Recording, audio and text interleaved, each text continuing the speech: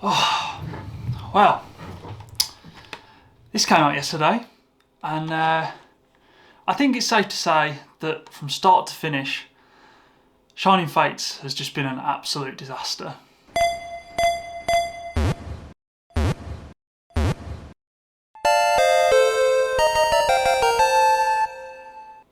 Hey everybody, welcome back to the channel. My name is Tojo, and we're running a commentary video again today. So we're back with the commentary stuff, and today we're going to be talking about the release of Shining Fates, or the whole process of Shining Fates. Obviously, release day was yesterday. Products hit the shelf, or rather didn't. I did open some stuff. I had some stuff on pre-order. I've opened some tins and some pin collections, and I intended to upload that footage. But I kind of think that this is a more important video to make. Rather than you guys see some of the pulls. They were okay, weren't great, whatever. It's been a bit of a disappointment all round for me, I think, really. I think it's important that we talk about this stuff and you know, surface some of the problems that have been going on. So I want to first preface this video with letting you guys know, if you don't know already, I am not an English set collector. So obviously for those of you who are out there and wanting to buy products, you know, purchase stuff, open, crack, build sets, I understand if some of this doesn't apply to you, but generally my kind of process is every time a new release comes out, I'll put a pre-order in, I'll get a few products, I'll crack some in the hope that I hit some of the cards that I'm looking to get. I'll sell off a lot of singles, sell off bulk where I can, keep some cool cards that I like the look of, some of the artworks and stuff like that, and then I'll tend to, you know, generally buy singles. It's something that I've kind of promoted on the channel before, and there is a video by Pokegebel if you guys want to go and check that out. He talks a lot about the financial implications behind like buying sets, and I'm very vocal about the change in how Pokemon have been building sets for a long time. They've increased secret rare slots, they're making it increasingly more difficult for you to be able to collect full binder sets, and that's something that's been creeping in for a very, very long time. It's nothing new. Like I said, I've vocalized it before, so that's kind of why I don't really do that anymore. If I do hit some big cards, then obviously I'll be happy and I'll search for certain cards and pieces myself, and that's great, right, if I hit them. If not, no problem, I'll go buy the singles. So at the start of this year, I set a few kind of collecting goals, all of which have required massive financial sacrifice in terms of like the Pokemon hobby. So again, I've like kind of tightened the restrictions on the whole like buying product and opening stuff, and it's moved my channel in a different direction. Yeah, sure, content has dried up, but for me it means I can achieve certain things that I never thought I would have been able to, say, you know, 12 months ago when I first started this channel, or even 2-3 years ago when I really started to, you know, gain a little bit of, you know, extra discretionary income that I could spend on the hobby that I've had, you know, and followed for 20 plus years. What that means is, even though before I was buying English products and buying a few bits, like I just said before, to try and hit a few cards in sets that I like from the latest releases, it means I've had to pull even that back, you know, even further. I can't go in on English products anymore. As I said before, I'm not a set collector, but the only stuff that I do set collect is Japanese products. If you guys have been around on my channel and watched stuff, you'll know that some of my favourite sets are Japanese holiday sets. So they're the only sets that I ever go in on and try and, you know, buy lots of product, open, enjoy it, you know, build up binder sets of those sets. I don't do it in English, but I only do it in Japanese now. I think one of the main reasons why that is at the moment is mainly the English holiday releases over the last few years have been nothing short of, well, I just think disappointing. Time after time we face, you know, product shortages. It's difficult to find stuff, things seem overpriced, and honestly, the experience that I've had on the Japanese side of the hobby, the quality, the availability, which is ridiculous given that I'm importing them from overseas, like I said, the general quality and stuff, the experience has been so much better. I just can't see me jumping back anytime soon, and you know, it's quite sad. I've been collecting English Pokemon cards for over 20 years now. It's been something that's been with me my whole life. And I just think it's pretty sad that you get worn down to this point, especially when you have the money to buy the products that it's really disappointing. Right now, like, all I get from English set releases, holiday set or mainline set, no matter what it is, all I'm getting is problems and kind of like negative energy. It just doesn't feel the same anymore. Anyway, on that topic, we should probably move on to some of the problems around Shining Fates and what's happened over the last day or two or few weeks, few months. Most of these things, obviously, if you guys have been involved in trying to pre-order Shining Fates and open Shining Fates, get your hands on it, most of you guys will know what I'm about to talk about. The first thing that I want to mention is pricing from retailers and official distributors of product. If you guys haven't already, please go and watch Randolph's video that he posted today. It's a really interesting insight into someone who has got a very successful business, someone who distributes a lot of Pokemon products. He's huge in the UK scene over where I'm based. And he's got a tremendous amount of personal conflict between the business side of things and also like the personal side of his collecting. He highlights plenty of issues around the prices that retailers are putting Pokemon product at, and it's just sad to see. I've been relying on my LGS for a long, last 6-7 months during this whole online shortage from these big powerhouses like Chaos Cards, Magic Madhouse, Total Cards, and I prefer to direct my business to this, local retailer, the local store that has the stock, who I'd rather support. And I'm starting to see them climb their prices up too, which is just disappointing. I think those prices, paired with the whole scalping and stock shortage issue, it's just like a negative kind of feedback cycle that just seems to keep repeating itself. And every single release, it just seems to be getting worse. Champion's Path was bad, Vivid Voltage was bad, and now we've hit Shining Fates, and it just seems to just get worse every single time. It's become more of a chore to try and get hold of product, and even if you can get hold of it, you're paying way over the recommended retail price or market sale retail price. It just seems just wrong at the moment. It's really tiring, and it takes a lot of fun out of the hobby. I think one of the most depressing things I've seen about the Shining Fates release over the last few days is probably the social media platforms and social media groups that I'm involved with, directly obviously related to Pokemon. I'm in several kind of Facebook groups around Pokemon TCG here in the UK, and over the last 2 days I've seen a flood of just horrific backlash, people just arguing all the time about these products. I've seen more posts around reselling pre-ordered stock that people had got in than I've seen about people posting their pulls, trying to trade and sell, trade and sell products and cards that they've opened, swaps, trying to complete binders, sell spares, things like that. Things that I feel are kind of natural, processes in the hobby, things that make it great, trading spares, just getting people to help each other out. People finding stock and saying, I've opened this stuff, I've pulled this and I've got this spare, I'm willing to pass it on to somebody else. I just don't see any of that goodwill happening. There's no seemingly positive aura in any of those groups. It's all just super, super negative and full of people that, this isn't gatekeeping, who clearly aren't fans of the franchise, clearly have just put in pre-orders just because they know of the stock shortages and the problems that are facing the community at the moment, and are there specifically just to flip a product for 2-3 times the retail price that they probably paid 2-3 weeks ago for the product. And it just feels wrong. It's just depressing. And then, after all of this, if you are like myself and you manage to get hold of product, and like I said, I opened some of these products just to see if I can hit some nice singles, make some memories, try and find a nice card, or for instance Shining Fates, right? I look for amazing rares. I love those cards. I think they're awesome. There's some really nice baby shinies, some full arts that I'm interested in from the earlier generations. And why shouldn't I be able to, pre-order product, open packs and try and hit those cards ready for when, I then go ahead with my normal collecting process, which is look to grade some of them, send them off, slab them, keep that memory encased for however long it is. But on these releases, every single time, the thing that's just been piss poor is the quality control. I cannot believe how terrible some of the cards are coming out of these sealed products are.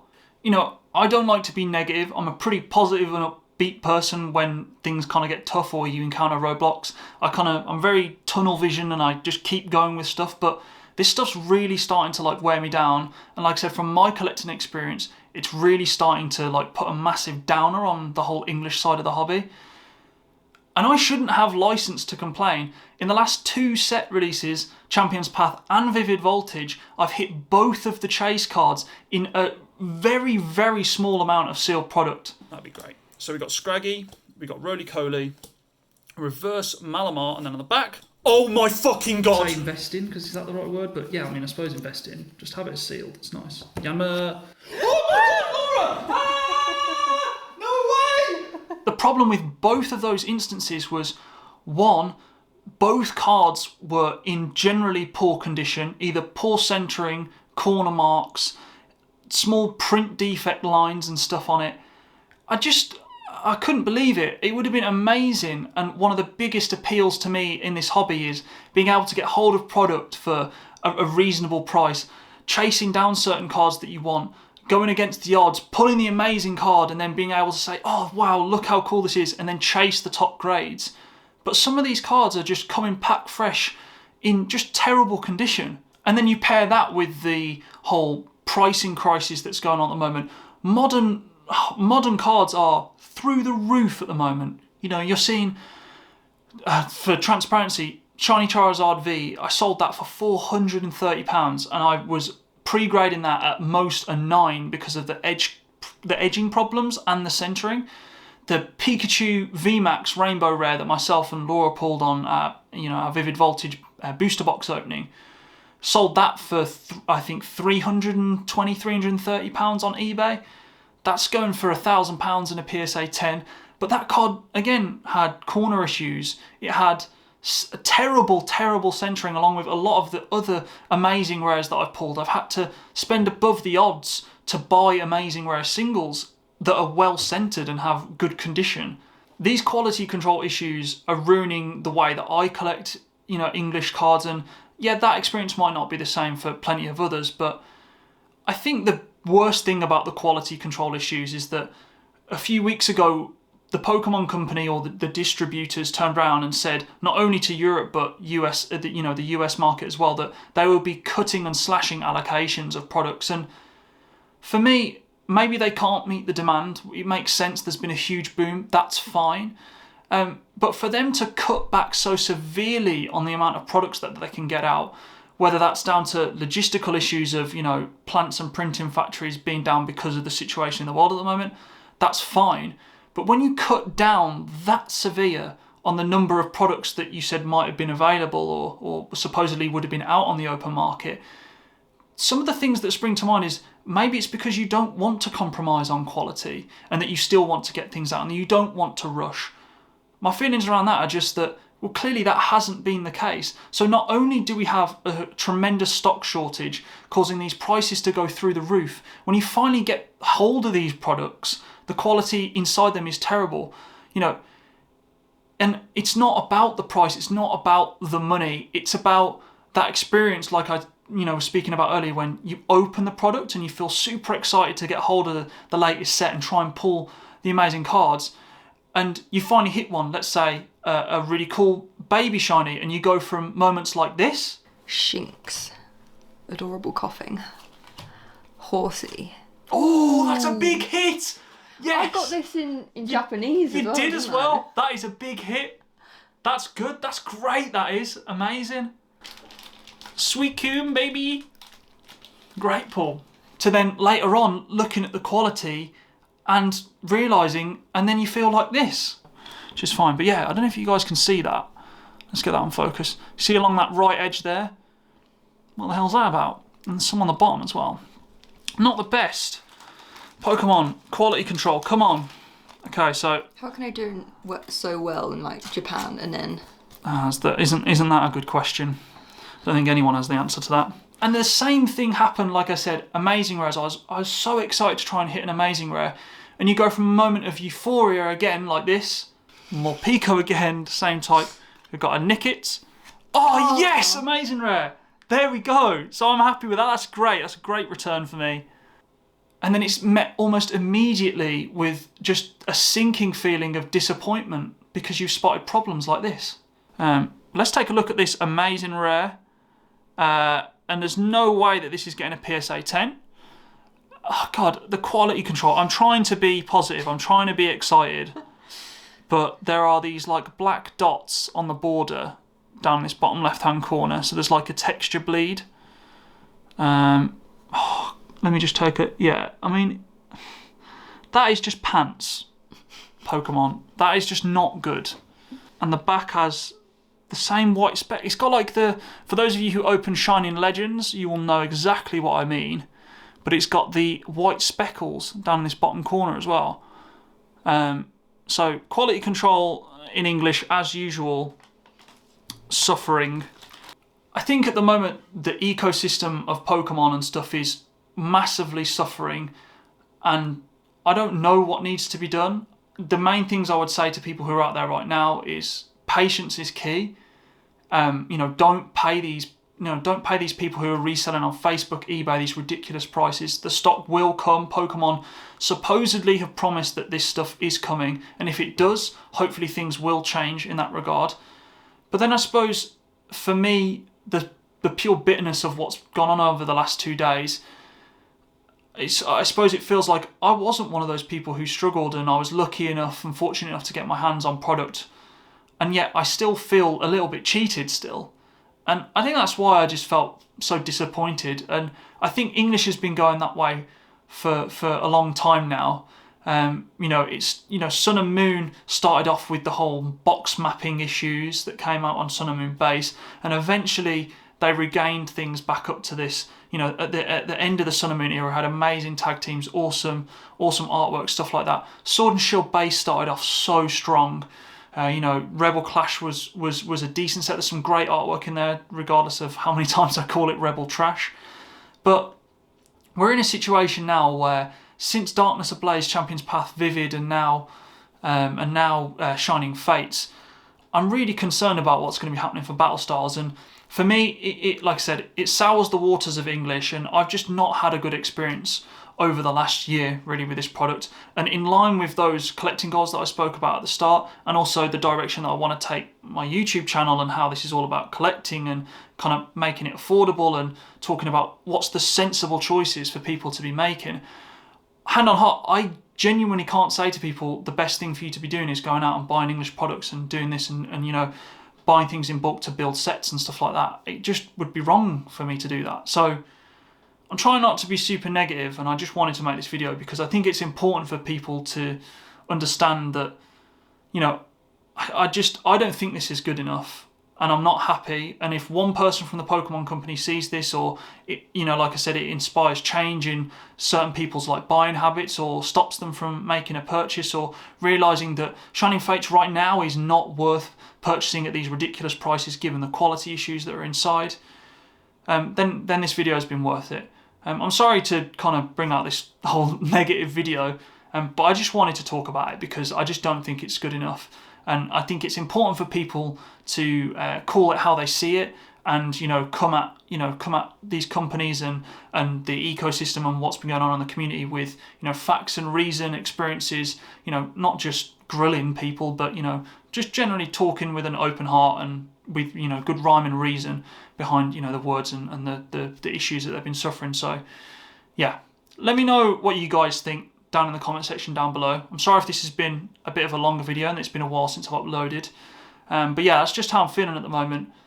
Obviously I'll be pushing more stuff out onto Japanese. Like I said, I'm going all in on Japanese products at the moment, so look forward to seeing a lot more of that stuff making its way onto the channel. I've got some really awesome vintage stuff coming my way, and like I said, some of the collecting goals that I set at the start of this year, man, it's going to be exciting to get some of that stuff on the channel. So let's not stay negative for too long. Let's stay positive, guys. Let's keep our chins up. Shining Fates, hopefully the English side of things will get better. I'd like to thank you if you are still here at this point in the video, and if you haven't already subscribed to the channel, it would be great if you can consider doing so.